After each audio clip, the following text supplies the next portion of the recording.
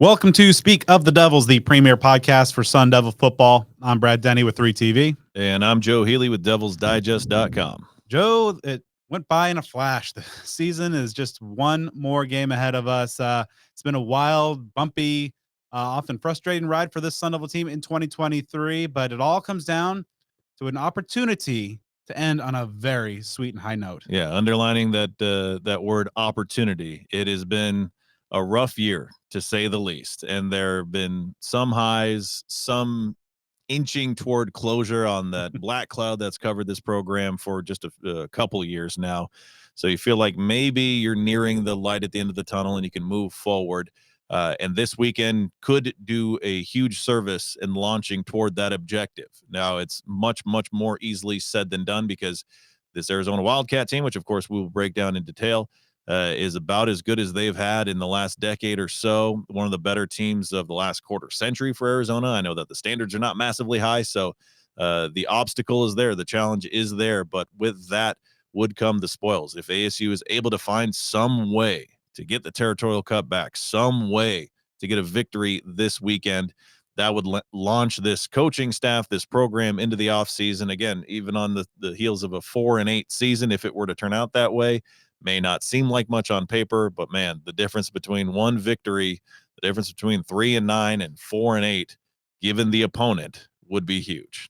Yeah, a lot on the line just in terms of just kind of the tangible qualities, the intangibles, the momentum, the feel, the vibes, everything, as it often does in this Territorial Cup matchups, will come down to what happens on Saturday afternoon. We will preview the game. We'll also look back a little bit out of necessity to what happened last Saturday, ASU's matchup against the Ducks. But we'll be principally focusing on on the head. As Doug Tamara likes to say, the windshield's much bigger than the rear view mirror. For good reason. Yes, exactly, because there isn't a whole lot you want to relive about that ball game last week. So we will certainly break that down a little bit and give you a lot of detail about the Arizona Wildcats coming to town. Yeah, so in a little bit, we're going to be talking to ASU tight end Jalin Conyers. Had a chance to catch up with him after Tuesday's practice. A lot of good things to say. Good perspective on the matchup against U of A, but also some interesting thoughts on his own kind of personal journey this season of coming in with high expectations, not meeting them, and also growing from that adversity. And then we'll go behind Wildcat lines with a good friend of the program, Adam Green of Wildcat Radio 2.0. And before we pop into some news items for the week, a huge shout out, of course, to Jones Auto Group, which you know by now has been servicing the state of Arizona and the Sun Devil community for more than 50 years with multiple locations across the state. They're as strong as it gets when it comes to their support of Sun Devil athletics and the ASU community. And obviously, a big part of that is their participation in ASU's NIL strategy, with several Sun Devils rolling around in sweet rides, courtesy Jones Auto Group. And of course, it's your help, it's your support of Jones Auto Group that enables them to be involved. So keep that going. The Sun Devil community is truly treated like family at Jones Auto Group. If you're concerned about any issues at all that might be standing in your way from driving the vehicle of your dreams, credit issues, whatever it may be, talk to them. We'll get you their contact information. They will put together the best winning game plan they possibly can with you. And of course, as we talk about every single week, there are unique tax advantages by shopping with Jones Auto Group. You can potentially save some money that you'd otherwise spend on taxes. That adds up with a vehicle. Of course, when you're purchasing a new vehicle, you want to go with somebody that you can trust. Make it a fellow Sun Devil. Parker Jones, not just the owner and GM, but a third-generation Arizona State alum, and just like you, a die-hard Sun Devil fan.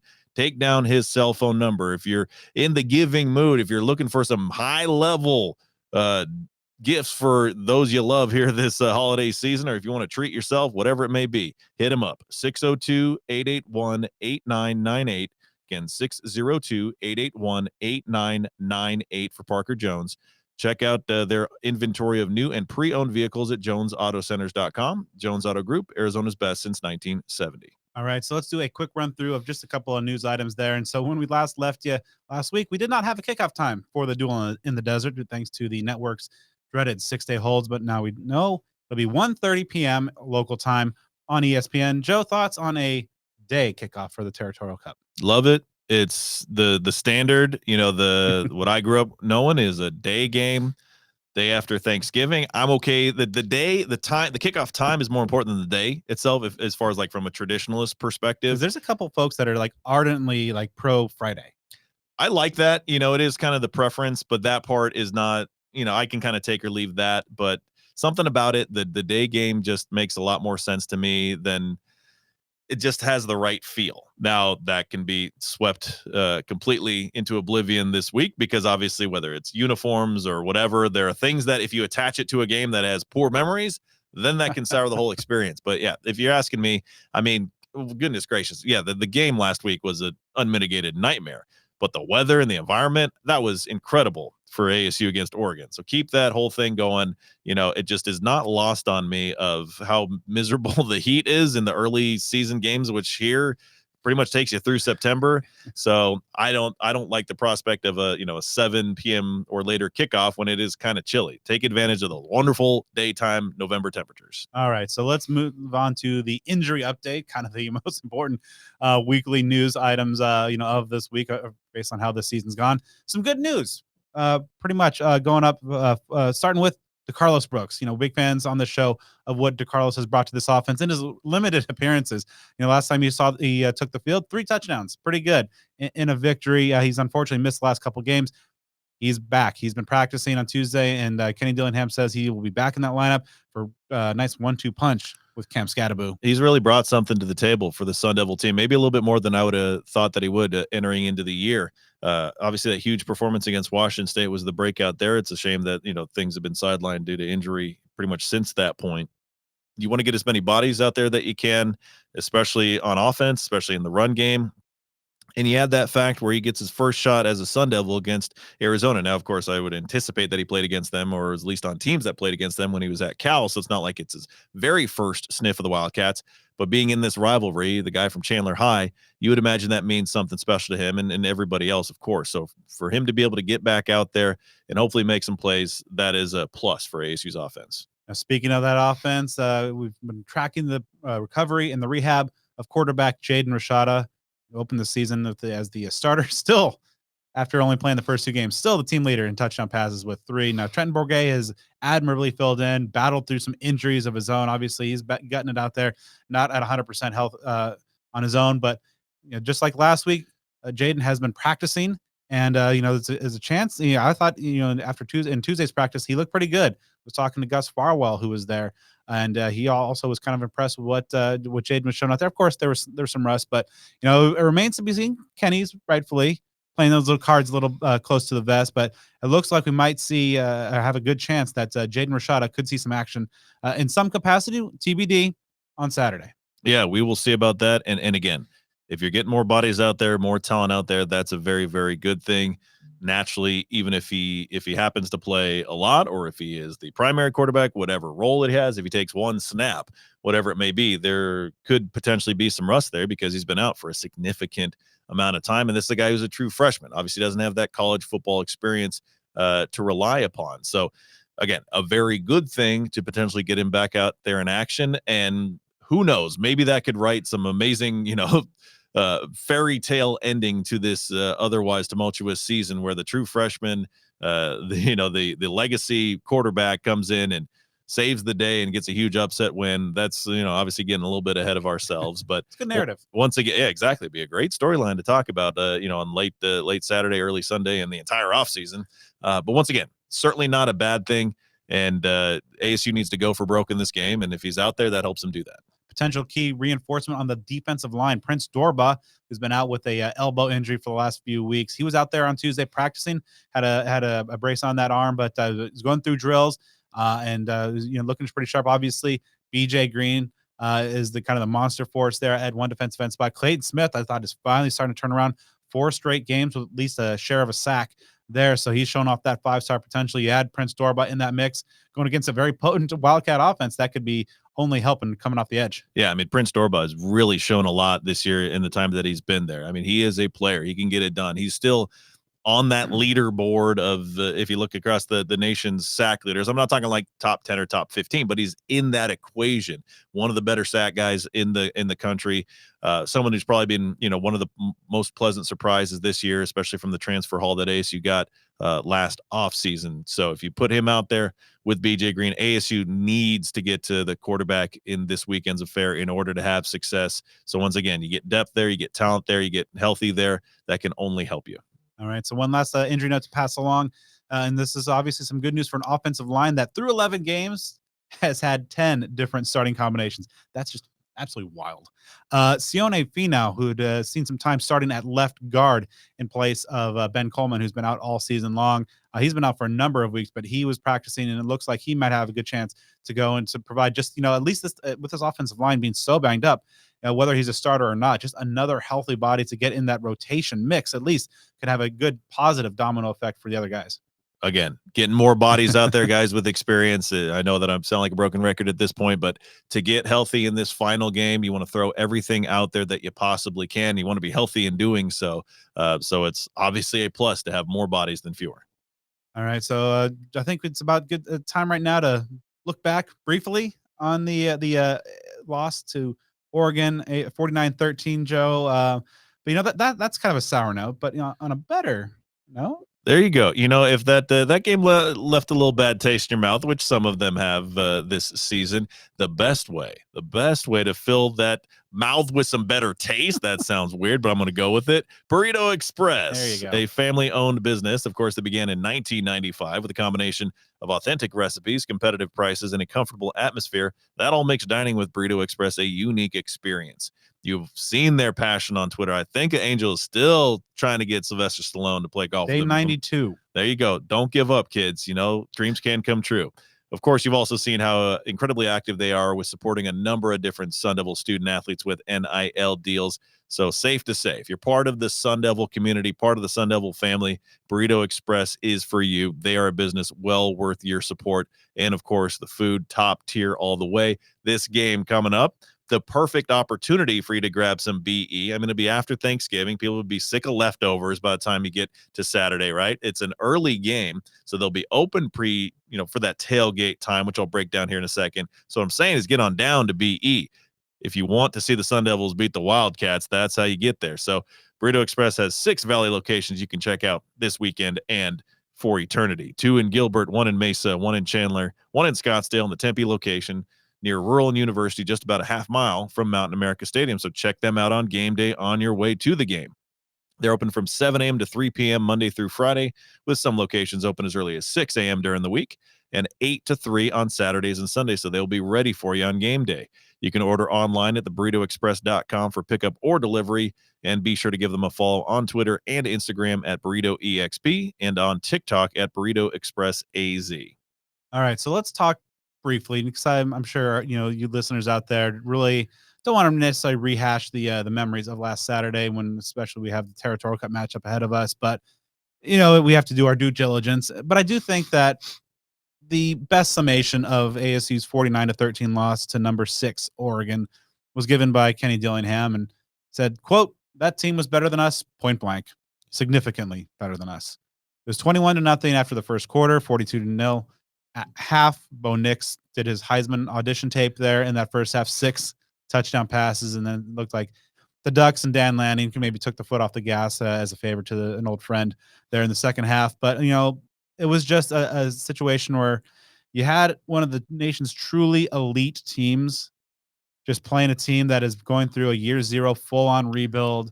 Obviously, as we harp on every week, the injuries, especially along the lines, were incredibly glaring.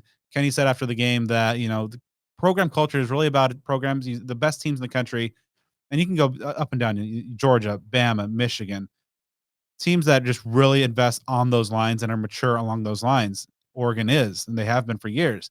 ASU is at the very nascent stages of that process, and you saw the results there.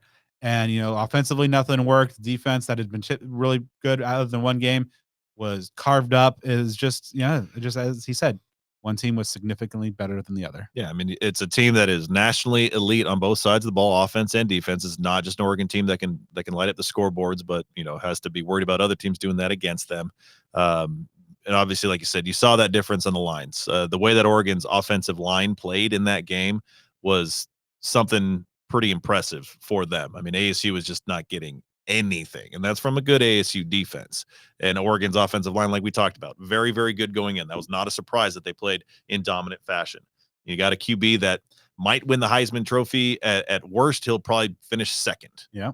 So that and that what he did against ASU is really can only help his cause. So again, you saw a very talented team, a team that I personally think will get into the college football playoff and possibly even into the final game. So that, I'm not trying to make this sound like it's acceptable or okay or people should, you know, really be proud of the loss or anything like that. But it just kind of is what it is when you have that sort of matchup. You've got a very well coached, very talented Oregon team against an ASU team that, has been trying some things and it's worked to certain extents. Some of the offensive weirdness and formation creativity and things like that.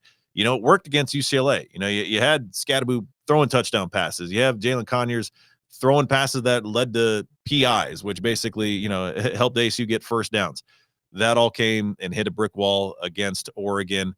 That everything that they were trying just didn't nearly work to anywhere in the same universe as it has, especially against the likes of UCLA and even the weirdness against USC in the loss. Scattered points over the course of this year where that sort of game planning had notable success for Arizona State. So the easiest way you can sum it up, it's not a really complex thing to break down. It's just, again, an elite team, a team that is poised for what I believe could be a long run in the postseason against a team that is having a very, very challenging year. Not a lot of depth, a lot of injuries at key positions, and just really trying to scramble to make the absolute best out of this season. When you have a matchup like that, it's often going to work out like it did on Saturday. Yeah, I mean, against the Washington States and the UCLA's of the conference, you can kind of get away with just being weird and kind of, Ralph Hamilton had the great tweet of just kind of the gift from Apollo 13 of him, the engineer just throwing a bunch of weird random things on the table and like, we got to make this work. And against teams against the Cougars and Bruins caliber, you can kind of get away with that, and scheme around some of the injuries and look stuff up on YouTube and implement it a few days later to get a win in the Rose Bowl. But against those truly upper crust top tier teams like Oregon, you just saw the difference there in terms of just the dudes and the culture that had been there. And granted, it's only Dan Lanning's second year in Eugene, but Cristobal and I mean the Oregon's been a prominent program for a number of years, and so you just see that kind of some flashes of just what ASU wants to be. Whether Kenny talking about Utah and they're kind of the gold standard, or his time at Utah or at Oregon from a season ago. You see these glimpses of cultures that have been established that are well founded, that teams that can, like Utah, can handle like a wave of injuries and still succeed and be nationally ranked, or Oregon would. You're blessed with good health and you're just running through the conference and you're making a run at a national title. So overall, just you see ASU in these very extremely early stages of this program rebuild, reshaping, revitalization, and just going up against these teams like Oregon. You just don't have the dudes, you just don't have the bodies. Kenny even said he faced off against the eventual national champion Georgia Bulldogs to open last season. He said that this Oregon Duck team this year is that caliber, maybe even a little bit better. So the team is banged up as the Devils. They put up a good fight. We have to give, I'd say probably the one thing that went well is they continued to fight throughout the game. They've even, every game this year is as many challenges and as much adversity as they face, they continue to fight. And I think that probably is the biggest takeaway to maybe wrap up the review is just like the culture. He keeps saying culture, culture, culture. And he just talks about how after a win or after a loss, he's coming in, he's saying the same thing and like day after day after day, but incrementally over time, you're going to see an improvement. He used the bamboo metaphor, repeatedly as well. John, I just kind of curious your take. Like, where do you see these bad couple losses in the mix between these couple wins, these last 4 games? Where do you see this as maybe indicating where the culture is, the progress that he wants to create here in Tempe, just in terms of where it is, obviously, very early in kind of this process? I think we're going to figure out a lot about that this weekend because it's been so weird. There's no other way to describe this. I think weird is the best way to describe this college football season for ASU because you had, a really massively encouraging win against Washington State. And then ASU just completely hit the gutter against a Utah team that is good but not great and had really no business scoring that amount of points on ASU. Then you come back, you win on the road in Pasadena. Yes, UCLA was shorthanded, but ASU still won, and they still did some things against a vaunted UCLA defense. Then you come back, you get rattled by Oregon. And again, the deficit as far as what the final mark was, like 49-13. if you just see that and know that what it is, like, okay, that's not too bad. But obviously that's a 42-0 halftime score that happened before calling off the Dogs. So what I'm saying is I think this weekend's game will really prove a lot, and it may not necessarily be determined by if it's a win or a loss. Obviously, if it's a win, that's gonna shove it in one direction. But if you've got a fierce battle out of ASU, if you've got a team that does not give up, that rallies around each other, that's going to be a huge statement about the culture of this team. Because if you can build that resolve and continue to have that be an element of your team, you get the talent, you get the depth, then that's how you become really, really strong. Now, obviously, we don't know what the future is going to look like personnel wise, transfer portal, that's going to affect everybody. So we don't know what the makeup of next year's team will be. So that's a conversation for another time. But you have to be proud to an extent, not being the moral victory type of guy, but proud to an extent that they continue to fight. But we're going to see this week what that really means. Folks, Black Friday is almost here. There's going to be a number of great sales going on everywhere. But the one place that you absolutely want to do some online shopping for the Sun Devil fan on your shopping list is at homefieldapparel.com. They are in the midst of their biggest sale of the year, their Black Friday sale, which is running, thankfully, for much more than just Black Friday. It started on November 17th and is running through the 26th. You can get off 20% off the entire site. Yes, including the brand new bomber jackets, which are amazing. Just with the offer code Black Friday, all one word. It's the biggest discount that the Home Field offers during the course of a year. Don't miss out. They did stress, hey, that items are subject to sellout, so they recommend you get on there, homefieldapparel.com, and get those purchases in. Now, of course, you all have Sun Devil fans in your life. Maybe the Sun Devil fan for you deserves a nice holiday treat as well. But they also have 180 other schools with great T-shirts, hoodies, crew necks, joggers, shirts. They have brand new hats, quarter zips, everything. But of course, the ASU collection is the best on there. 25 amazing pieces. But yes, don't use our normal offer code because right now through the November 26th, you can get 20% off at homefieldapparel.com with offer code Black Friday. Support the good brand and support the good folks that support us. Now, looking ahead to Saturday, tight end Jalin Conyers is going to be one of the focal parts of this Sun Devil effort to upset the Wildcats. He had a huge game against U of A season ago in an effort that just fell a little bit short of a sixth straight Sun Devil win, but that game is not far from his mind. So after Tuesday's practice, I had a chance to talk with Jalin about facing off against the Cats, what this Territorial Cup matchup is, and I was one of the leaders, how he's helping get some of the younger and new comers to this program to understand what this rivalry means. And I also had some really interesting thoughts on his own personal growth and journey through the adversity of this season. All right, so before looking forward, like when you look back at the Oregon game, is there anything to be taken away, or is it just kind of a complete flush and just move on? Yeah, it's a complete flush. At this point, obviously it's a one-game season. We got one game left, and obviously 2 base. So, yeah, it's kind of we looked back on that Sunday, kind of got a day to kind of process it and kind of look at everything, and kind of take everything in, and obviously, but now starting as soon as we woke up this morning, obviously it's all about U base. So that's kind of focused right now. What do you think kind of the team's mindset is, or do you think they've all been able to kind of turn that page and put the focus on Hate Week? Yeah, I think everybody has. I think everybody came in this week in the meetings this morning and just knew okay. No offense, Oregon, yeah, they whooped our tail, but we don't care. It's going on to the U of A now. It's Hate Week, it's the Super Bowl of Arizona, so we're all locked in on that, and everybody, gets that message. We got it across this morning, watching all these videos and stuff, knowing how much this game means to everybody in Arizona, so we're ready to go. Coach talked about showing the team a video kind of on the rivalry, the Territorial Cup history, and just kind of getting a lot of the new guys up to speed. How do you think that message was received?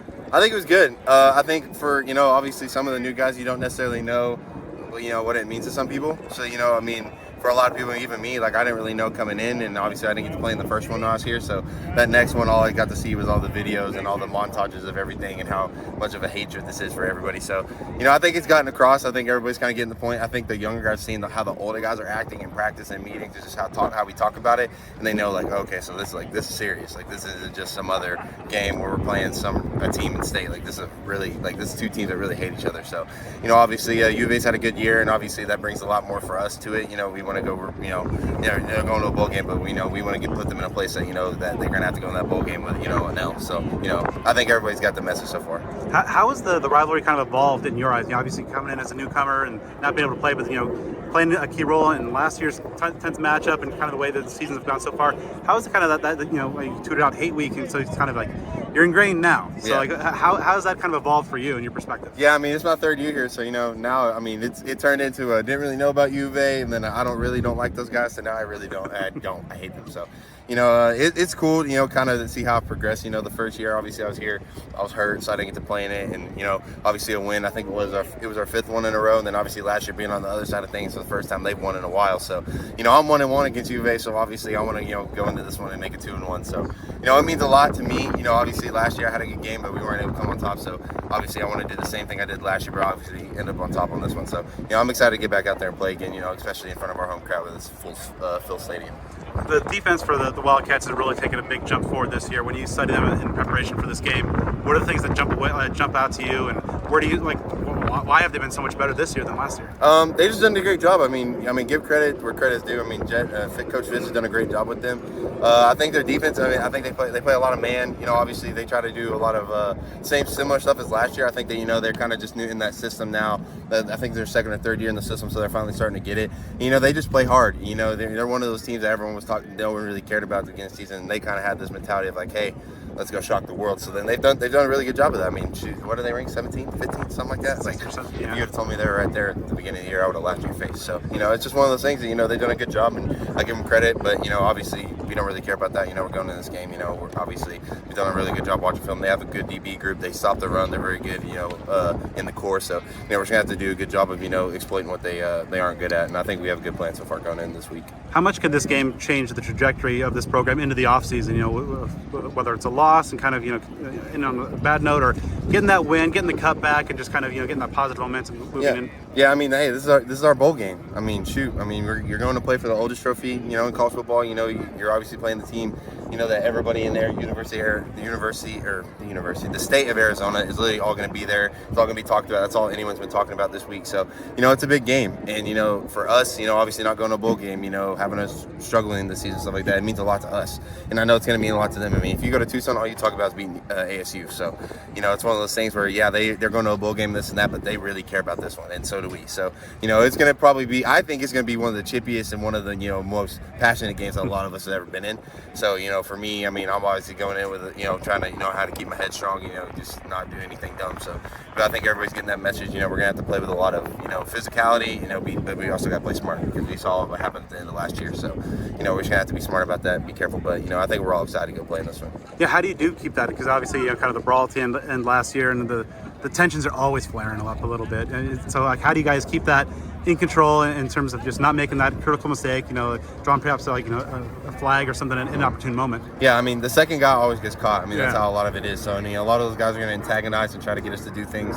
And I think it's just, keeping a level head and being smart, just knowing like, hey, it's not worth it. It's not worth to get kicked out of this game. It's not worth it to, make a mistake and, not be able to play the rest of the game. So I think that's what a lot of us are going in, especially for the offensive guys. We know they're going to take cheap shots. We know they're going to do all that. So we just got to be smart. We got to keep level headed and, just got to go to the next play and just keep rolling. So, I think for especially the older guys, we're kind of trying to reiterate that, the scout team's obviously antagonizing us a little bit this week. So that'll be pretty good to, kind of get a feel for that and obviously not go back at them. So, we just got to play smart. And, at the end of the day, if you keep it level headed and play smart, I think we can really come out and win this football game. And I think we could, do it pretty handily as well if we're smart. When you look at kind of the course of this season, these 11 games kind of been an up and down ride for you. Where do you see, kind of the growth there personally, but also just kind of, setting yourself up for the future? I mean, for me, obviously it was a little bit of a growing year. Kind of when you come into the season with an expectation that you could be leaving to go to the NFL and you could be up there, and then you kind of, have a couple setbacks, and then going into the end of the year, you're really not sure where you're going to be at. It's one of those things where, you kind of have to look at yourself in the mirror and just kind of decide like how you want to take it and how you want to move on. And, I think I've done a pretty good job of that. At first, it's kind of hard, to look yourself in the mirror and tell yourself like, hey, you got to get better. You're not where you're at. You want to be at where our teams want you to be at. So, I was able to do that, come in and have 2 good back-to-back weeks, and then now we're kind of getting rolling. And, I feel pretty good going into this week. And, obviously this week's just about getting the body back healthy and just getting everybody ready to go. Like, obviously we came out here with no pads the first day just to, kind of get our bodies back. We want to be fresh going into this game. So, I mean, obviously for me, it's a personal thing to where it's like, hey, like, I want to go finish out on top. I want to go win this game. I want to go finish out strong, and then, let God take me to where I want to be, whether it's the NFL or coming back to college or doing whatever I need to do. So, I'm excited to see, what happens after this game. But obviously, I want to go in and win this game, and send out the seniors number one on top. The seniors deserve, to end it on a good note. So definitely going after them, especially for Big Messiah. So, that's definitely worth more for me. We're going to jump into our Know Your Enemy segment with a good friend of ours, but still in enemy status this week. Bring your friends, bring your enemies out to Cactus Sports. Whether you're a Sun Devil, you got Sun Devils in your life, whether you're trying to maybe convert a Wildcat that needs a better way of life, whatever it may be, get on down to Cactus Sports, 514 South Mill Avenue in Tempe. You can put together the perfect Sun Devil fit from head to toe in one stop with the best ASU merchandise around at Cactus Sports. And at Cactus Sports, they are as passionate about making sure you look your Sun Devil best as they are about supporting the maroon and gold on game day, and especially when the Territorial Cup is on the line. And if you can't make it to that Mill Avenue location, or if you're looking into maybe some holiday shopping that you might be getting going here very, very soon, start putting together your ultimate Sun Devil gear wish list online at cactussports.com. Go ahead and stock up, get a bunch of gear. They offer free domestic ground shipping on orders over $75. You can follow them on Twitter, Instagram, and Facebook at Cactus Sports AZ. Cactus Sports, ASU alumni owned since 1992. Think local, buy local, be local. Joining the program now for a Opponent Media record-breaking 10th appearance to give us an inside look at the Arizona Wildcats is our friend Adam Green of Wildcat Radio 2.0 and AZDesertSwarm.com. Adam, how does it feel to make history tonight? It feels great. I know you sent me the list, and I'm ahead of such big ASU people, Herm Edwards and Ray Anderson. I know they're, people probably like me more than they like those guys right now. So it's an honor to at least pass them so you can knock them out of the top, whatever I'm at now. So happy to help you all out. And I guarantee that your spot is safe ahead of both of those two. So let's get this thing started. I don't even know that even the most passionate head in the clouds Arizona fans would have predicted how this season has gone through these first 11 games. What are the key elements that have led not only to the record that they have, but also this win streak that they're riding and bringing into Tempe? Yeah, we talked about it on Wildcat Radio 2.0 before this season and wrote about for AZ Desert Storm, is that if everything goes right for Arizona, what could they be? And everything going right was the offense being a continuation of what it was last season, with Jaden Delora playing well and maybe going to the next season, better grasp of the offense. He plays great. And then the defense just takes a small step forward, goes from one of the worst in the country to just mediocre. It's like if that happens, Arizona might win 7 games, but the schedule is kind of tough. Well, then Delora gets hurt, and the defense is great. So Noah Fafita comes in, brings a steadying hand to the offense. They've played a lot better since he entered the lineup, but the defense kept them in games, and it's just the improvement on that side of the ball. Like everybody knows, defense wins championships, right? If you can slow teams down, then it allowed for the offense to get its rhythm and get going. So everything has gone pretty much right for the Wildcats, especially over this win streak. Like they've played some pretty tough teams. They were all ranked. Granted, they're not all to be ranked by the time the season ends, right? Like Washington State's not very good. We've seen that. UCLA is probably not very good. We've seen that. But it's been a very good streak from a team that, again, we all thought, okay, if everything goes right, this was their ceiling. But everything's gone right, not even the way we anticipated, and they're even better than we thought. So as a byproduct of that success is that now that we're getting in kind of the coaching carousel season, that Jed Fish's name is starting to percolate out there in terms of maybe possible connections to either openings now or potential openings soon to come after this final week of the regular season. Now, especially maybe given with the additional context of U of A's financial situation, what's the level of worry in Wildcat circles about Jed Fish possibly being on the way out to another pasture? Well, there's really 2 ways to look at it. And in terms of like the financial situation, I wouldn't expect that to impact what they can do for a contract for Jed Fish. If they want to pay him, there's boosters, there's ways to get him the contract that he would want.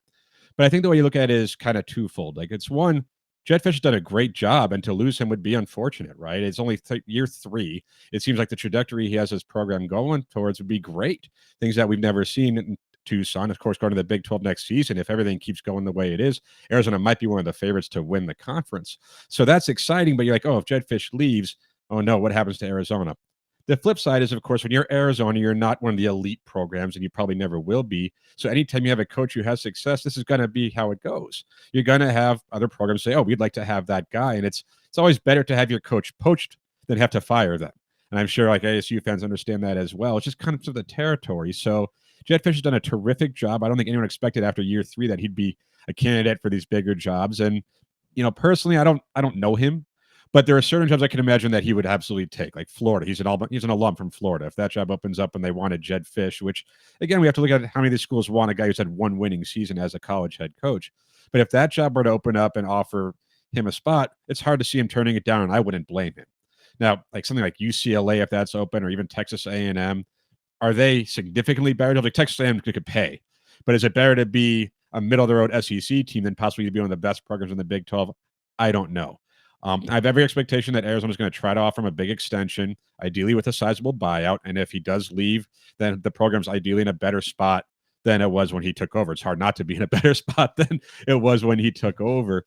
But I think when you're Arizona, it just comes with the territory. Like he's either successful and other schools will want him, or he's not any good and you got to fire him and try again. So, does it just it's the way it is. Like I'd rather be in this situation than have another 2-win season or a 1-win season and be like, well, Arizona still needs another coach, only they're going to have to find one instead of having to, keep theirs as it is.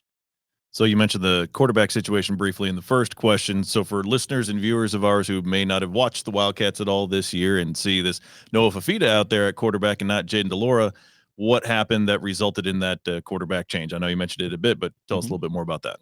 Yeah, DeLaura was a starter going into the season, was the experienced guy, was a starter all last season and played pretty well. And the thought was, yeah, he makes mistakes, but he's a playmaker. He can scramble. He's fearless out there. And he led them to 5 wins, including the big one at UCLA. And he didn't really play well in the Territorial Cup. They didn't need him to.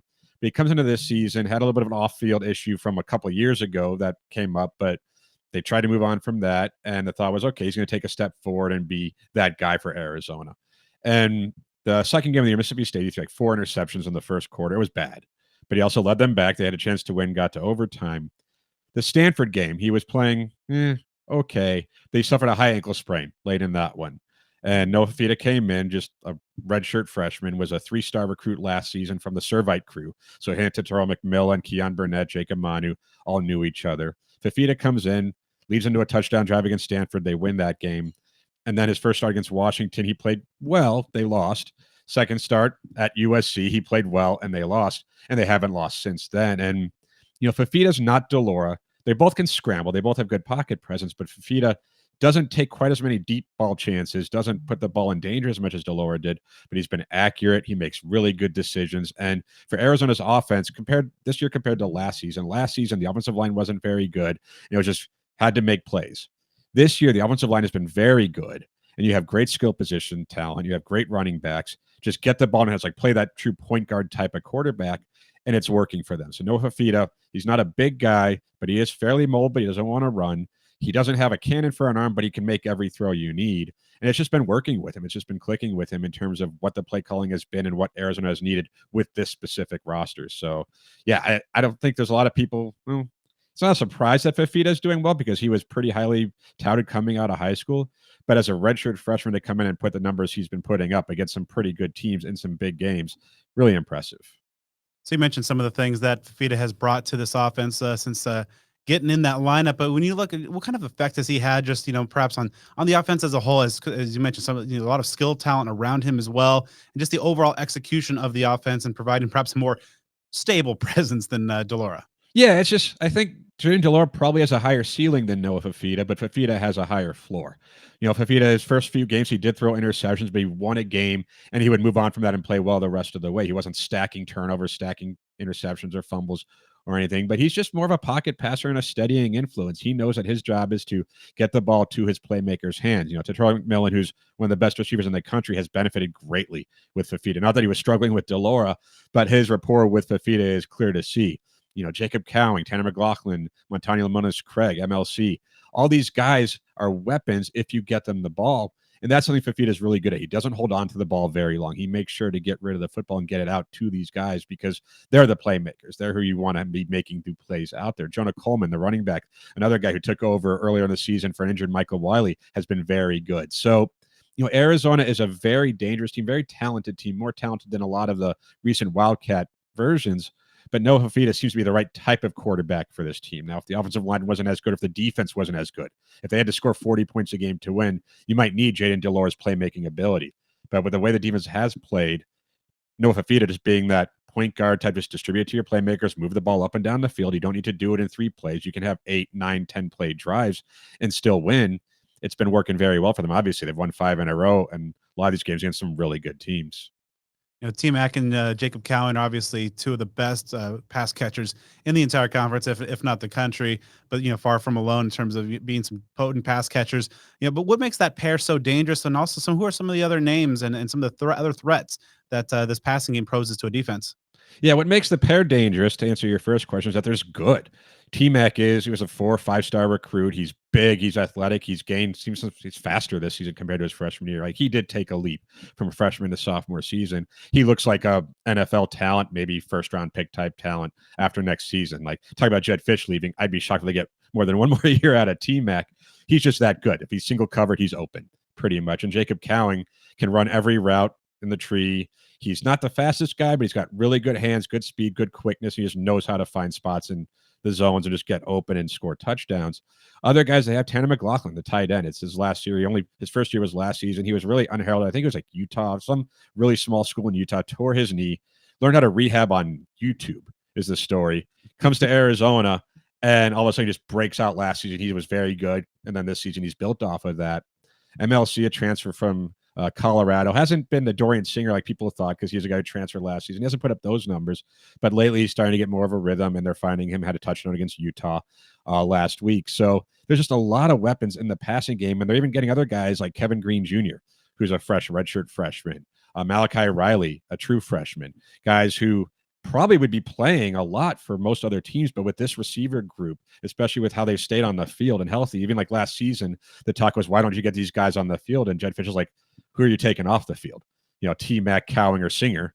Why would you take them off the field? This season, they're starting to work more guys in, keeping them fresh, but there's just a lot of varying skill sets. But everyone in that room, everyone you'll see on Saturday, brings something to the table and has made some pretty big plays this season. And that's just in the passing game, right? This is a team that likes to run the football too.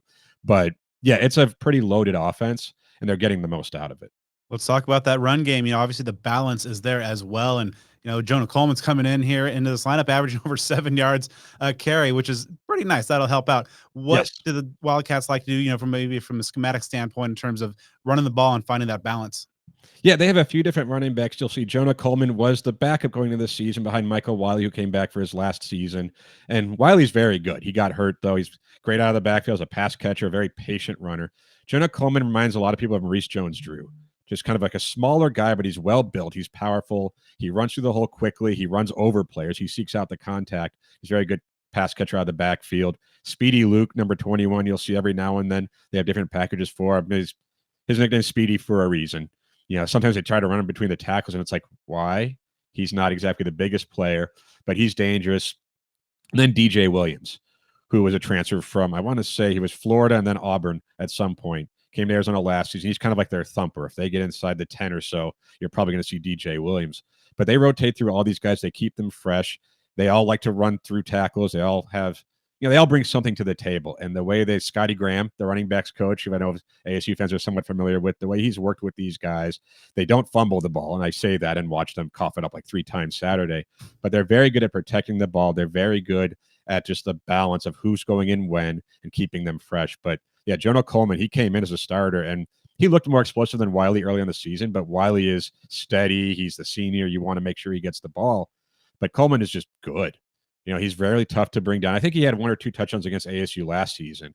I know Wiley did the rest of the damage, but he just built on that, and he's very tough to bring down. He's deceptively fast. So, Arizona, like I said, it's an embarrassment of weapons on this team at the skill positions and in the backfield. And it's not just me trying to be like, oh, look at how great Arizona is. Like, their running backs are that good. Now, does that mean they're all going to have impact games Saturday? No. But it's hard. Like, no one's really going to stop Jonah Coleman, DJ Williams, and Michael Wiley this season, just like it's been hard to slow down T-Mac, Cowing, Tanner McLaughlin, MLC, and everybody else. Like, Arizona's offense has been good for a reason. It's because of skill position. Like, they just keep throwing guys out there who can hurt you in different ways. In recent years, of course, the Wildcats have been known for some exciting offense, but some bad defense. Not the case this year. Really kind of a remarkable turnaround from last year to this year. What have been some of the key drivers behind that to kind of remarkable success on the defensive side of the ball? The transfer portal, largely. Like there's a couple of guys that were holdovers from last season. Jacob Manu, as a sophomore, he became a team captain. He started really playing, I think, the fourth game of the season last year, third or fourth game of the season last year, and never left. I think he had the hit on Bourget that led to the game clinching interception in the Territorial Cup last season. But he's been even better this season. But yeah, you look at Bill Norton, who's a Georgia transfer. He's been very good. Taylor Upshaw, who came from Colorado by way of Michigan, but they picked him up kind of late. He leads the team in sacks, has 8.5, and has been a real good edge rusher. Just some of the guys like that. Martel Irby, who was his story is great. If you look it up, was a guy who was at UCLA, quit football, and then decided he missed the game, but he was hurt, rehab, came back. He's like, I walked on at Arizona. They got him a scholarship. Just another guy who gets a lot of playing time. Justin Flo, former 5-star recruit from Oregon, transfers to Arizona. He hasn't quite been the guy people thought he might be, but he has had a role on this team. So a lot of the transfer portal has helped. Some returners. Ephesians Prysock was a high-end recruit who they got from USC last season, flipped from USC. Takario Davis, big cornerbacks have played really well in these roles. Traden Stukes, he's another good story. He got his first time really in the game that Arizona fans don't really want to talk about and are hoping gets vacated in the near future. He got his first significant playing time in that game. He's worked his way into like a team captain and a starter and an impact player. So, Arizona, they worked the transfer portal very well. The players they needed to improve from last season have with their new roles. And they're going to get at rotating guys to the defensive line. Their front seven, you'll see a bunch of different players out there. They keep everyone fresh. And, it's just better players. Is it that simple? Is that easy to say? Like what's worked? They have more talent on that side of the ball. And Johnny Nanson's done a good job of coaching it.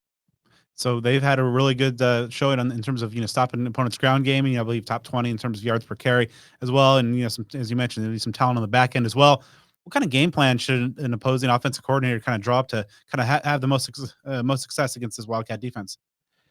I mean, if you can run the ball on them, like no one's really had a great game plan. No one's really torched them. I guess if you have Caleb Williams, that helps. But otherwise, even Washington, Michael Penix Jr., they were held somewhat in check. They didn't score for. I forget what the final score of that game was, but it was close. It was a low possession, fairly low scoring game. Like Arizona doesn't seem to have any obvious weaknesses. Now, maybe Gunnar Maldonado, he was a guy early in the season. It seemed like teams were picking on him in the passing game. He's been a lot better of late. That hasn't been an issue. The linebackers, you can maybe catch someone like a Justin Flo being too aggressive, or Daniel Hamuli, a Washington transfer, catch him not being able to make a tackle. They did have some miscues earlier in the season, but there's been nothing that's an obvious weakness for them. Now, that's not to say that their corners, like a Prysock, is very long. He's got good speed, but he can get burned by faster receivers. He's got good makeup speed, closing speed, but he has gotten beat deep a couple of times. Takario Davis, same issue.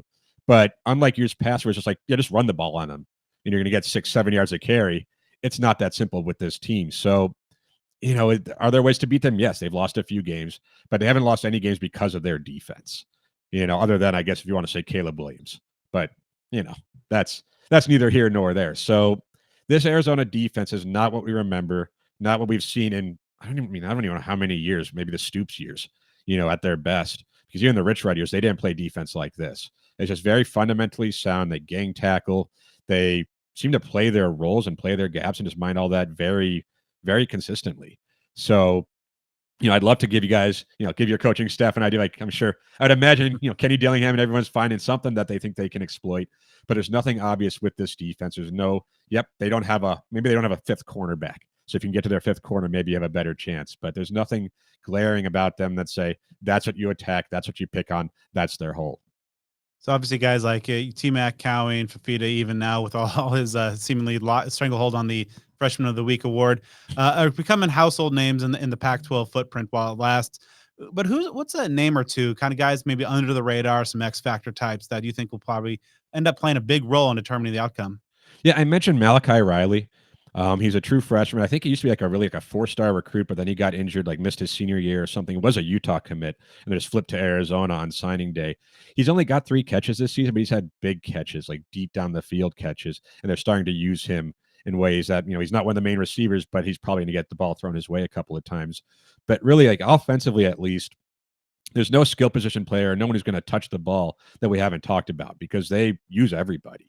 It's hard to say they're going to fight. Like this guy's the unsung hero. It's like, no, Like Jonah Coleman's had big games. DJ Williams, Speedy Luke's had big plays. Michael Wiley has had big plays. Everyone in that receiver room has made, caught the ball, had some pretty big plays.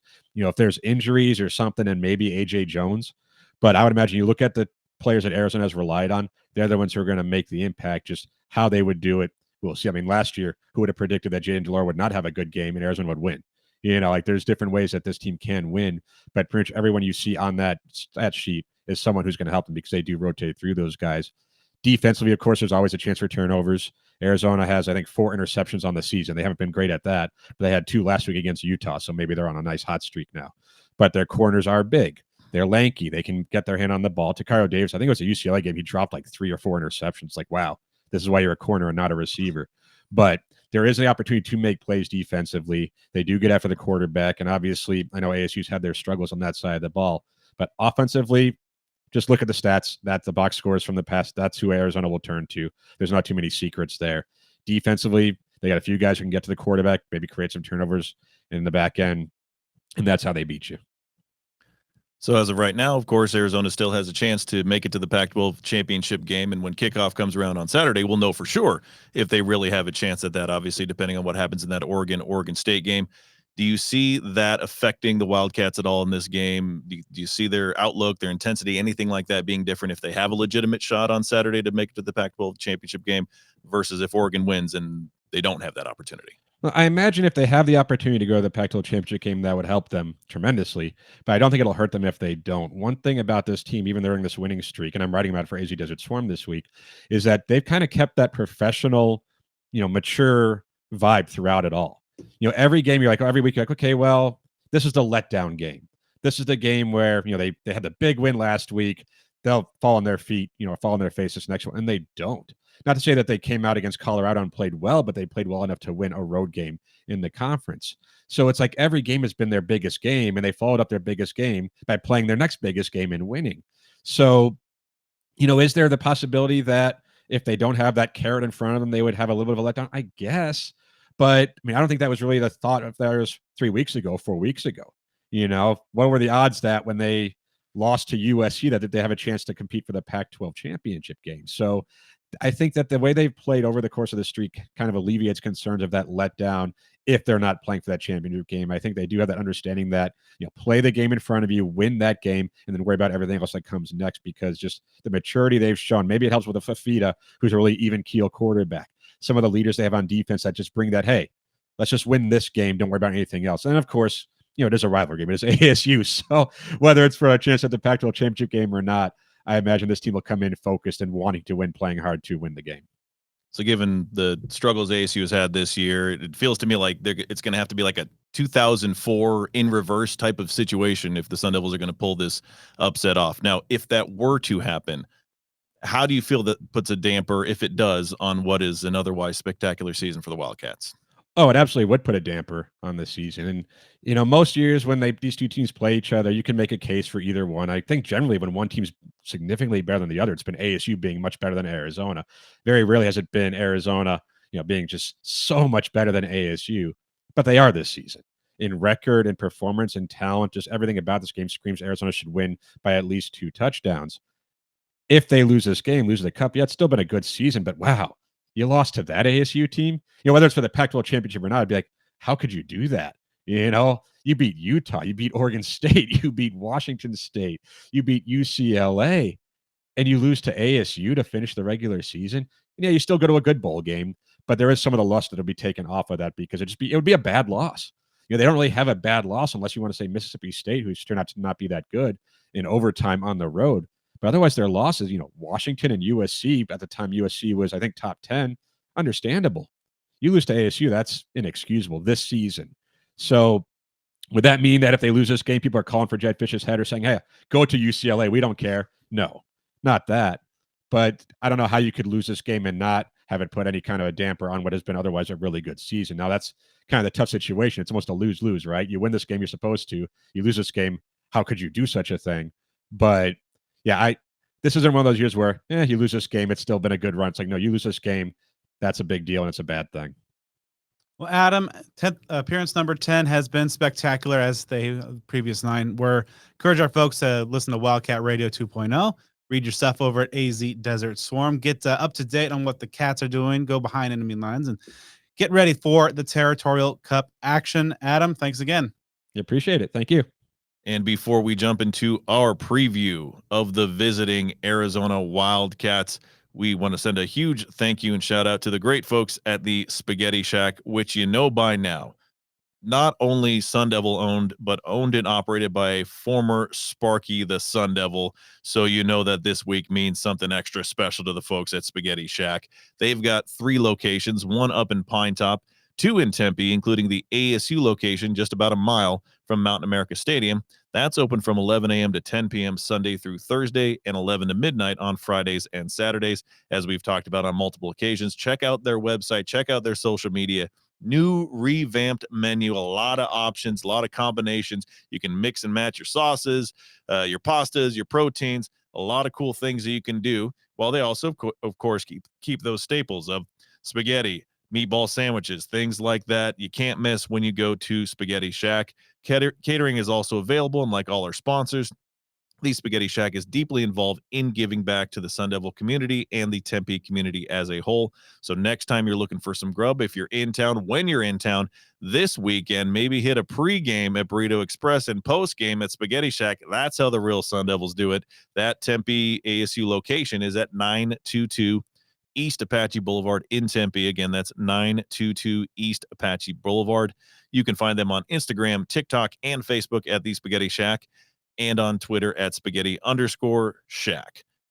Check out their menu, hours, locations, and more online at thespaghettishack.com. The Spaghetti Shack, takeout for the pasta loving people. Well, this game is here. It always kicks up a lot of visceral emotions and feelings. This one certainly has a very different feel than many have in recent years. Of course, we're talking about what is the 97th installment of the showdown for the Territorial Cup. This is where I become a really big nerd, but I think official Territorial Cup historian Shane Dale agreed with me. I think we've talked about this before, that it's not the name of the game, it's the name of the trophy. Both? I See, don't know. I always go with the battle for the Territorial Cup. That again, next level nerding, because we got to fill time, because this matchup doesn't necessarily favor ASU in too many ways. But yeah, that sort of thing where it's not like the that you'd see it like NASCAR, things like that. In any event, we're getting off track immediately. Yeah, I do. I think I'd go both, because I think the battle for they're playing for, but also like the Territorial Cup game or something like that, or also kind of like I kind of use it in the same way I would say like the World Cup. And say that's where we differ, but that's all right. We can disagree. I always become extra nerdy about it and say like the game for the Territorial, and add words and syllables and phrases and things like that. Anyhow, moving along to the actual game itself, because of course, grammar is the important thing that we're all about here. So as we know, ASU won those 5 straight from 2017 to 2021. 70-7 happened, albeit in an empty facility down in Tucson in 2020. Life was good. Things were good. Things were rolling. ASU dominating. Those days feel like they were quite a ways away. Now, of course, the U of A won a tight one in Tucson last year. This one shaping up to be as stiff of a test that ASU has had against Arizona. Gosh, I mean, realistically, as far as not necessarily the caliber of the opponent, because you look to a season like 2014 when the U of A won in a close battle between 2 very good teams with ASU and U of A. I mean, you probably have to go back to the early 90s, I would say, if you're looking maybe from like a betting line perspective, or just an advantage that U of A has had over ASU. ASU has had a lot of seasons where it has had a significant advantage over U of A, and there have been some where the Wildcats still beat ASU.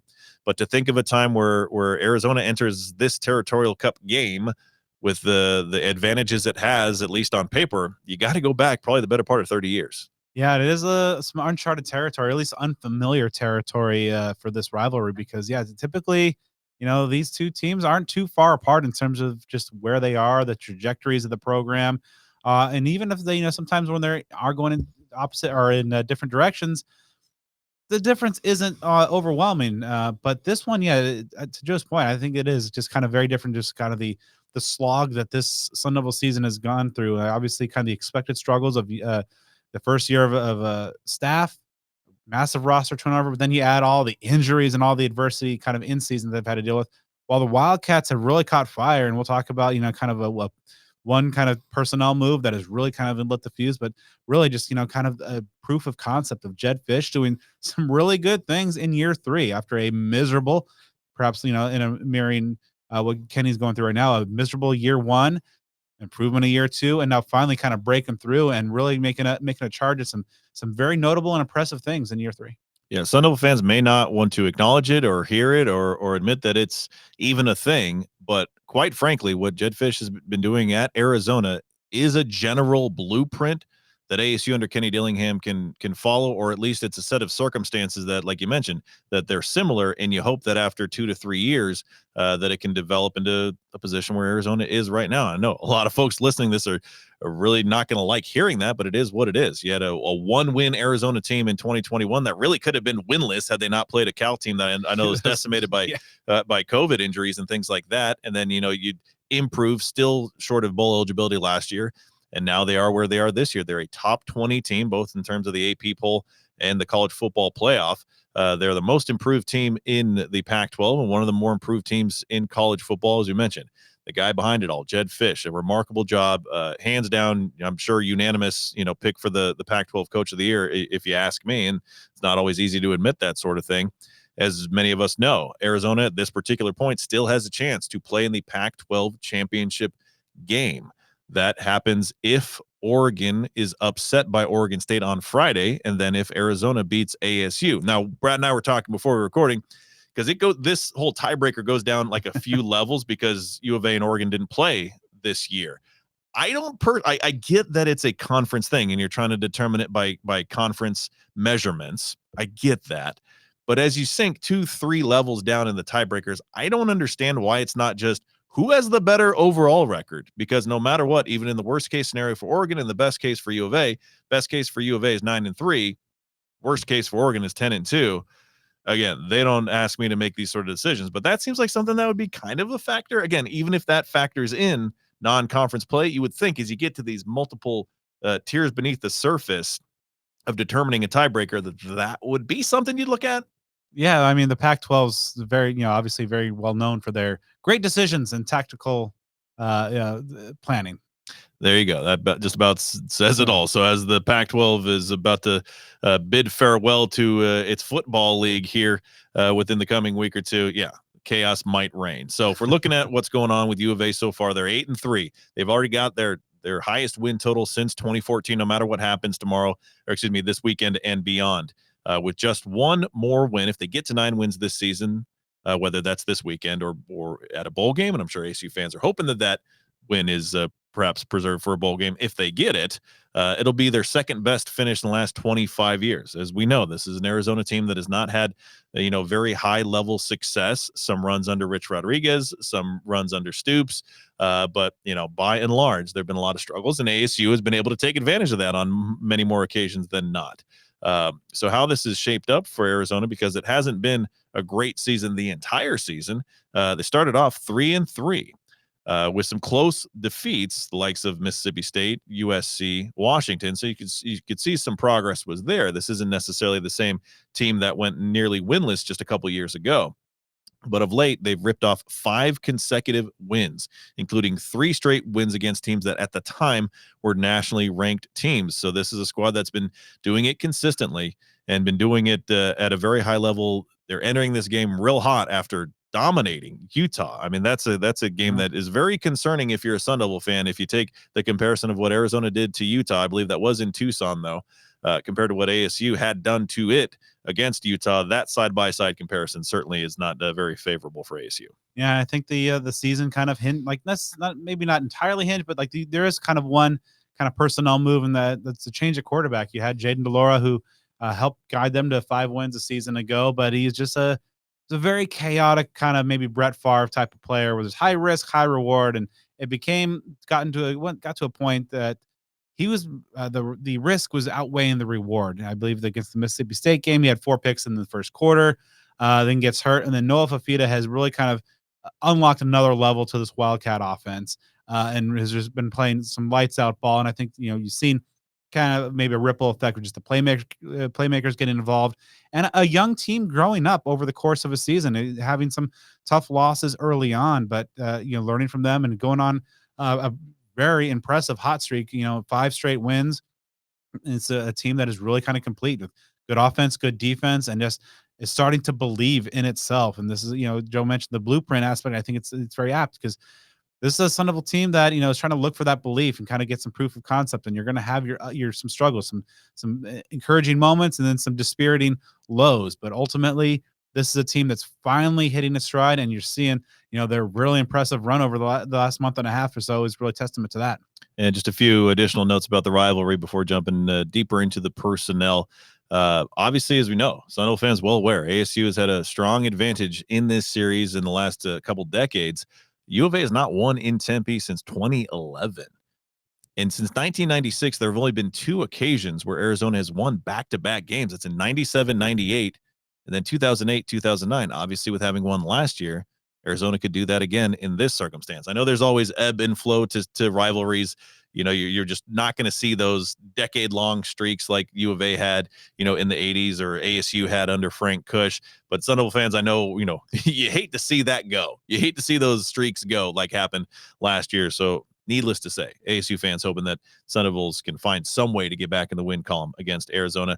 As you mentioned, Fafita, he has been a major breath of fresh air. That high risk, high reward that you got with Jaden DeLora, you're not seeing that with him. He ranks 4th nationally in completion percentage at 73.6%, and he's thrown a lot of passes. So even though he's been entered in the starting lineup, at a kind of early but not immediate point of this season, you look at the numbers, he's still throwing a lot to where he qualifies in a very reasonable way. What I mean by that is, you could have a guy that ranks high in certain percentages, but maybe he's thrown, half or 2/3 of many passes as the other guys ranked up against him. He's throwing the ball a lot and doing it at a very efficient level. He ranks 15th in pass efficiency. Some numbers just as a whole for this offense before we dive into more of the personnel. They rank 9th nationally in red zone offense. They are getting it done when they move the ball down the field. Ranked 21st in the nation in pass offense at a little over 284 yards per game. Obviously, Fafita, a big part of that. 28th in total offense, 36th in scoring offense at 32.1 points per game. So you're looking at a top 30, top 40 offense in a lot of key categories. We'll talk about the defense where they're in similar realm as well. And that's how you get to the point where you're staying in conference contention. You're very capable on both sides of the ball, and this offense, not only has it not missed a beat with Fafita being entered into the starting lineup at quarterback, you've obviously seen a lot greater consistency. Yeah, I think that just the sheer fact that he's not making mistakes, putting the ball in jeopardy like DeLora did at an increasing rate during the end of his starting tenure, it has been a huge for this Wildcat offense. And you have a tremendous amount of playmakers we'll get to in a moment. A lot of very dangerous weapons. And just with DeLora, you had the risk that the ball just wasn't going to get there. He makes some decision trying to force things. Not the case with Fafita. And that's a testament to a young player who's already at a high level of maturity. And you've seen the offense just really blossom there. And with a functioning offense and an efficient offense, that obviously helps the defense. So you kind of have a holistic, balanced approach for a team. And no surprise, in the number 15 in the latest college football playoff rankings. Running back Jonah Coleman, he has come on like gangbusters, and maybe not even the RB1 to begin the year, but he is the guy now, tied for 5th nationally, averaging 7.07 rushing yards per carry. That's pretty good. When you're going over 7 yards per carry, although I will say it is kind of a little comical that his average is 7.07. Maybe, Foreshadowing. There you go. Do it on again. Let's go.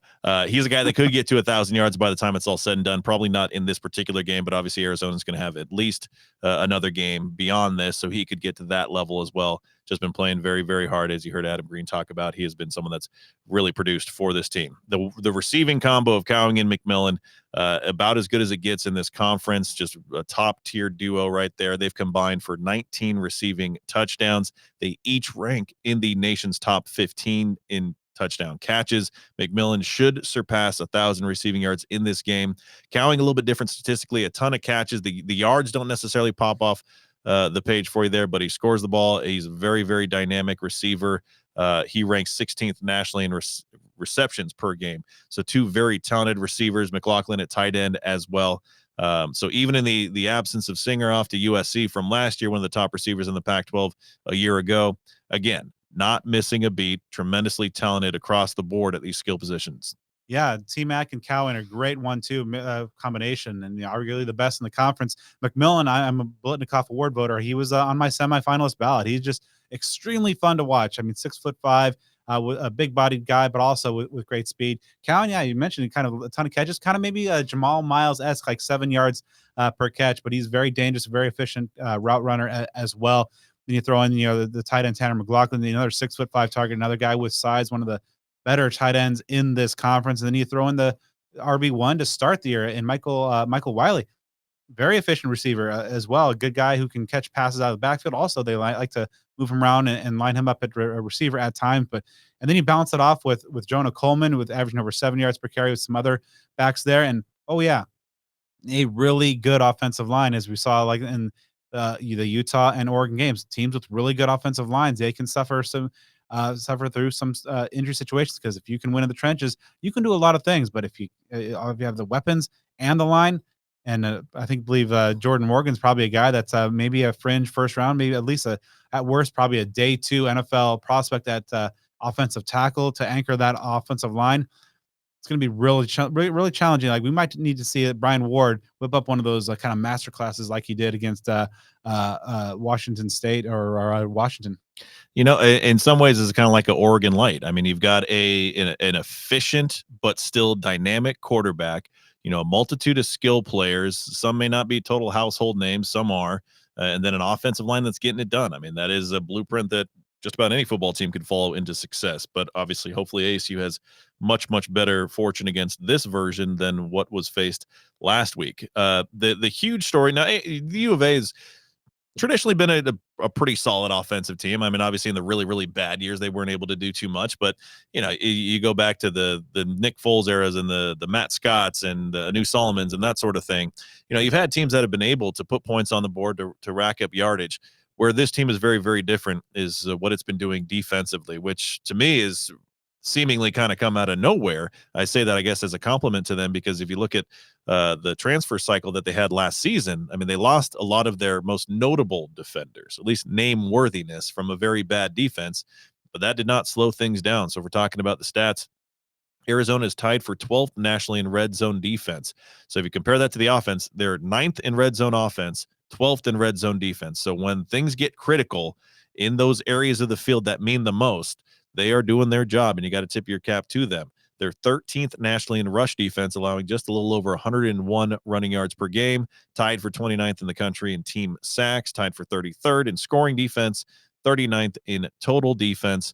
So again, being in the top 30 to 40 in some categories, and in some even in the top 15 to 20, that's going to get it done. One area where they do statistically struggle, 105th nationally in pass defense. So this is by no means, a perfect defense, but a much improved defense. Yeah, I mean, when you go from allowing 36 points a game last year to just about 20 so far this year, along with that offensive improvement and a better and more efficient quarterback, it's good combination for team success there. And yeah, you mentioned like they're really good against the run. They're 15th in yards per carry. Teams are averaging just 3.2 yards per tote against them. And we'll get to our keys. ASU is going to look to try to run the ball and sustain some drives, and that's going to be hard to do against a Arizona defense that likes to throw a lot of multiple fronts out there. Has some big bodies up front as well, and kind of on the back end, maybe perhaps no necessarily stars in the secondary, but very active, and kind of they play some simple schemes to not throw too much at their guys. So it'll be an interesting kind of chess match between Kenny Dillingham and that Wildcat defense. And you mentioned, that also situation that it's not a perfect defense. I mean, they've given up 43 passes of 20 plus yards. That's among the most in the entire country, and they struggled on third downs. And we'll get to our keys of the game. Opponents are converting at a rate that ranks Arizona's defense 98th in the country in terms of those third down conversions. But they're really good. Kind of, as Joe alluded to, that bend but don't break. And when you're good in the red zone, I mean, that's great if teams can move between the 20s. But if you're keeping them out and at worst holding them to 3, good recipe for success. Some names to keep in mind on defense for the Cats: linebacker Jacob Manu, he should go over 100 tackles for the year in this game. Taylor Upshaw nearing double digits in sacks. Takario Davis, really tall cornerback, ranks 3rd nationally with 14 pass breakups. So just there's a significant improvement across the board in terms of talent on defense from what is even just a year ago. It's really a miraculous turnaround for this team, because last year's Arizona defense was just flat out bad. So for there to be such improvement year over year, good for them. And once again, like I said, I know it doesn't necessarily work this way automatically, but something that perhaps ASU can take a bit of a page out of when you're scripting out what's going to be happening in this program for the years to come. Now, before we take a look at our keys and our game predictions, a key for you if you are a Sun Devil fan, not just for this game, but always become a member of the Huddle on devilsdigest.com. Of course, if you've got a premium subscription to Devil's Digest, that gets you content, access to content, not just for ASU, of course, even though that's what you're really going to sink your teeth into. You can get premium content across the Rivals.com network, learn about other teams, other sports, recruiting, a lot to be had. You can spend hours and hours and hours on Rivals and get a ton of information, and you'll barely even scratch the surface. Trust me, it is well worth the price of a subscription. Give that to yourself. Give that gift to somebody else in your life, whatever it may be, however generous you're feeling. If you want to treat yourself or treat somebody else, get them a subscription this holiday season to devilsdigest.com, ASU's page on the Rivals.com network, and you can follow them on Twitter at Devils Digest. All right, starting off with key number one, and kind of shout out to our friend Chili on this one. Going to steal his phrase here. ASU needs to get the Scatterbrooks combo going. Cam Scatterbo has obviously been the do literally everything for the Sun Devil offense, but kind of maybe been at a cost of his effectiveness as a running back. You know, the guy who can run and receive. I don't want to see him throwing the ball too much around. And I think with DeCarlos Brooks finally making his return to the lineup, you'll have to see we'll be able to see a complement to kind of take that load off, keep him a little bit more fresh throughout the course of this game. ASU is going to need to run the ball. They're going to need to sustain some drives against that the Wildcat defense, in large part to keep the Wildcat offense off the field. But I think if you have two really capable running backs going up against obviously a really capable run defense, it's going to be real interesting to see how the offensive line is able to hold up if they can get some reinforcements with Sione Fino coming back. But in general, just kind of schematically see like what this staff of Kenny Dillingham's play calling and what the offensive staff's kind of going to be able to put together in terms of run game, because that run game needs to get going and be able to sustain throughout the game for the Sun Devils. So kind of as a complimentary key to that, I mean, I think you need to see quarterback play out of a quarterback. ASU is going to get weird, and I suggested they get weird, and that's going to factor into our remaining keys here, but you can't be so – it's still one-dimensional if you're using multiple guys out there. If you're using Scatterbo, if you're using Jalin Conyers, yeah, they might take some shots, but it's not going to be a high percentage play when they are slinging the ball. It's a risk reward thing. You saw the touchdown pass that Scatterbo had at UCLA, which was a beauty. And then you saw a really, really iffy looking interception last week against Oregon.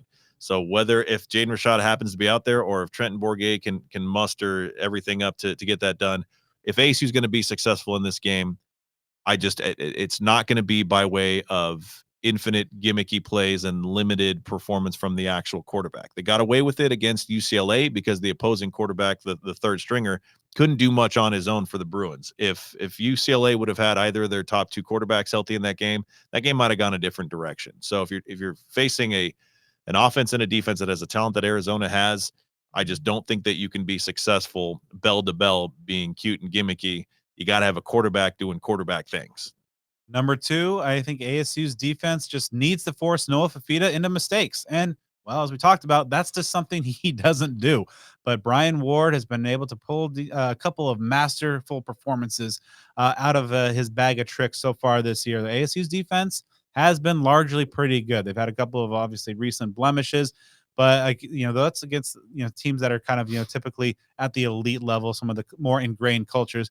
Arizona, you definitely put in that upstart category. So they've got a lot of weapons, but I think that there are some vulnerabilities there that can be had. You're getting Prince Torba potentially back to go against to go along with your pass rush tandem of Clayton Smith, BJ Green. Obviously, we've seen some very interesting and unique schemes that Ward has thrown out in terms of bringing pressure from different angles, different levels.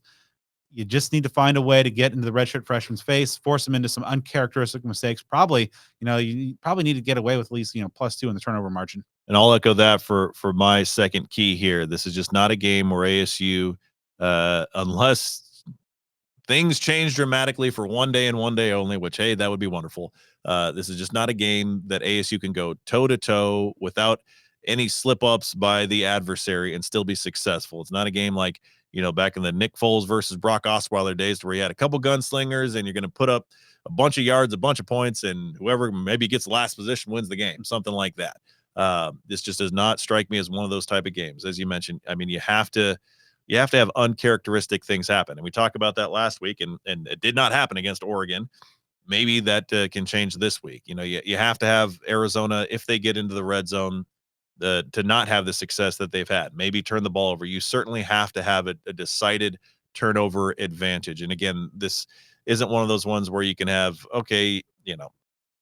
4 turnovers compared to 2. If ASU's coughing the ball up, that's going to hurt them. You have to limit your own turnovers dramatically, obviously, preferably 0, and get 2 to 3 on your own. I agree with Brad in the sense that you have to have a multiple turnover advantage in this game to win the game. So some things need to happen. You need to see Fafita play a way that he has, and he needs to look like a scared freshman out there, which he certainly has not at all this year. So you can't predict or expect that will happen. But again, you have to have something weird out of the ordinary, especially on offense for the Wildcats to occur in order for ASU to level the playing field a little bit. My final key is just to continue to get really, really weird, and like all the weird so far, just make sure that was like kind of merely prelude to what we're going to see. Now, I do think that you need a quarterback to play quarterback, because they've been relying on the Scattaboo and Conyers formations, I think, a little bit too much. Obviously, when you're playing a team like Oregon, they're able to kind of snuff that out, but dig deep into that bag of tricks, find something. And this goes for offense and defense as well. Offensively, I like to see them really get really creative. The ASU does have some playmakers that can swing the game in their favor and can reel off some pretty big plays. But, we don't want to, I really don't want to see the swinging gate out there a whole lot. Certainly not to the UCLA level. And they did to a fair degree at Oregon. I just want to see some unique stuff, but also in conjunction with the run game, and be creative in the run game as well. But defense, bring corner blitzes. We've seen how ASU have success. ASU's done a lot of stuff on film. I mean, this obviously at any point you get to the 12th game of a season, most everything's out there, viewable to your opponent. But we've seen some stuff that some tendencies by this coaching staff to get creative and maybe zag when most people zig. So whatever it is, let's get weird. Let's all fire off some surprise tweets on Saturday, because the Sun Devils pulled off something really weird and it worked. And I'll echo that again. Get weird, stay weird, but do some new weird. If you want to maybe throw a pass with Scattaboo, maybe don't have it be where he's under center in this formation that we've seen many, many times on film. Have it be something weird. These double, triple, quadruple reverses that end up in a pass. Have a wide receiver throw the ball that hasn't thrown the ball. Fake a kick, a field goal, have the holder run the option. I don't care. Get weird, have fun, go out swinging, or use it to maybe go out with a W. Get creative, because ASU's done so much weird that things that are normally weird are no longer weird because they're normal, right? We've seen a tight end under center. We've seen 5 starting quarterbacks technically as a result of last week. Heck, throw somebody else out there. Have DeCarlos Brooks take the first snap and have him be the 6th quarterback. Not that matters at all. But again, it's a weird line because we've never seen an ASU team, and there really aren't a lot of college football teams that I've seen that have been this consistently weird. And in some respects, I mean that as a compliment, to where you have to go to like next level weird because you've already really been as weird as you can be on this level. I know I'm using that word so much. If anyone's playing like a drinking game, listening to this show where the word weird means that you take a drink, then you're probably stumbling a lot right now. But get creative, meaning do some new things than what you have done, in addition to having some traditional things, ideally having a quarterback play quarterback more than we've seen. I understand that there are limitations and reasons for that as far as what's been happening to date this season, but just go out swinging. No matter what the outcome is, go out swinging. All right, time to unveil our game predictions, and I think this might be something a little unprecedented in terms of Speak of the Devils show history. I'll start things off. I think this is going to be a weird game.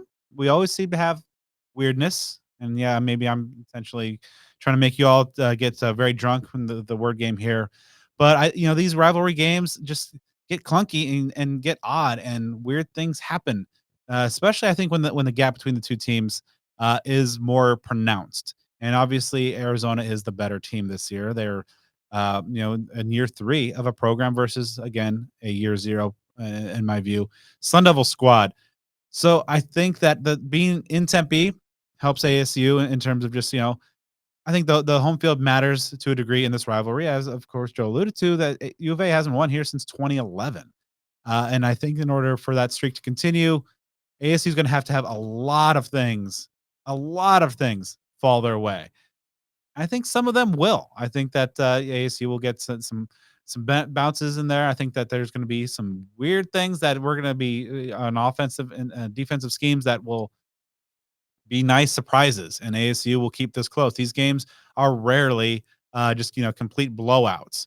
Just like last year, both teams were scuffling along, but it was a really entertaining back and forth affair.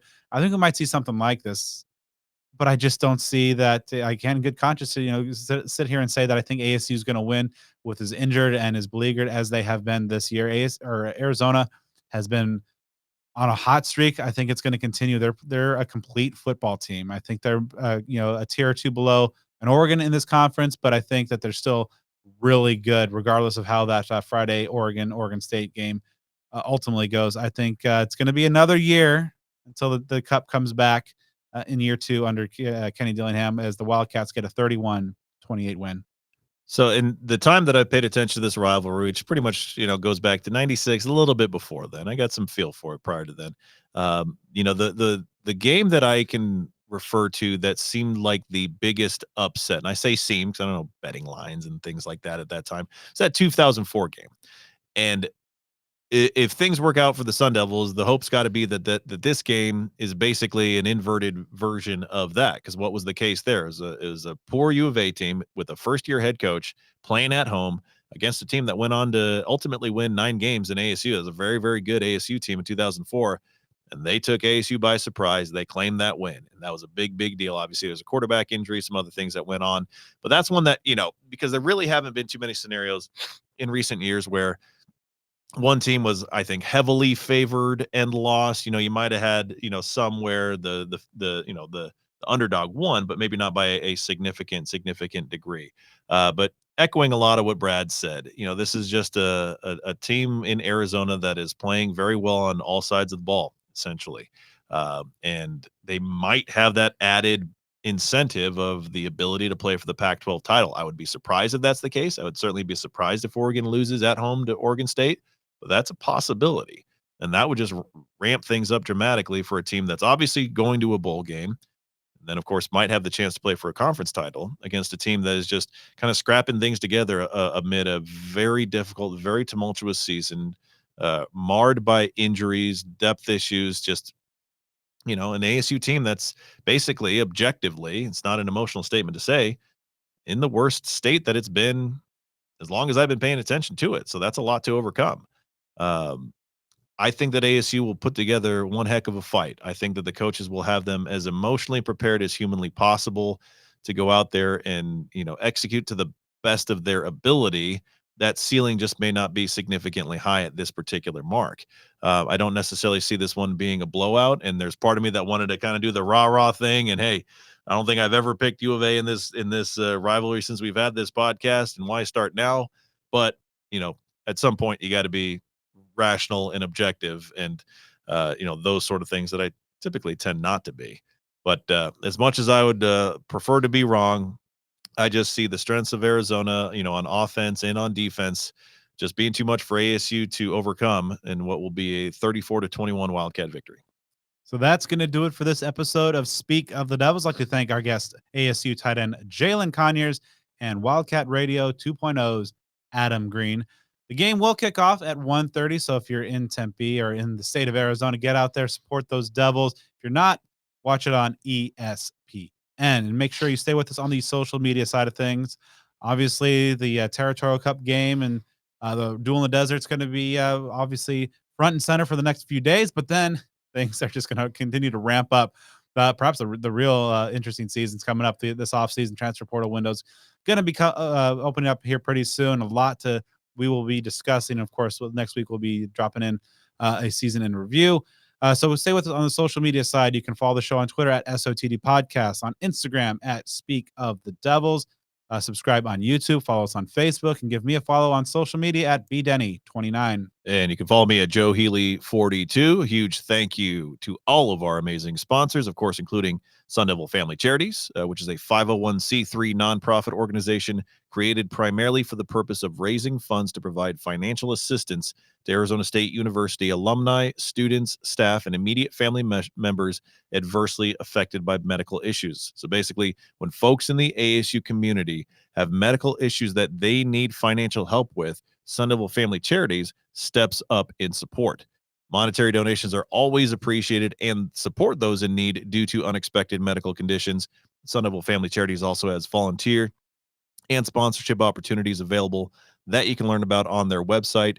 And to learn more about Sun Devil Family Charities and other ways to support them, check them out online at sundevilfamily.org, and be sure to give them a follow on Instagram at sundevilfam and on Twitter at sundevil_family. All right. So once you're done supporting our amazing sponsors, make sure to drop us a 5-star review on the podcast platform of your choice. And this real season is starting up next week. We'll dive into all things off season, and Joe and I will be back to discuss how wrong we were with our Territorial Cup game preview, our predictions, and be joined by some special guests to review the 2023 season.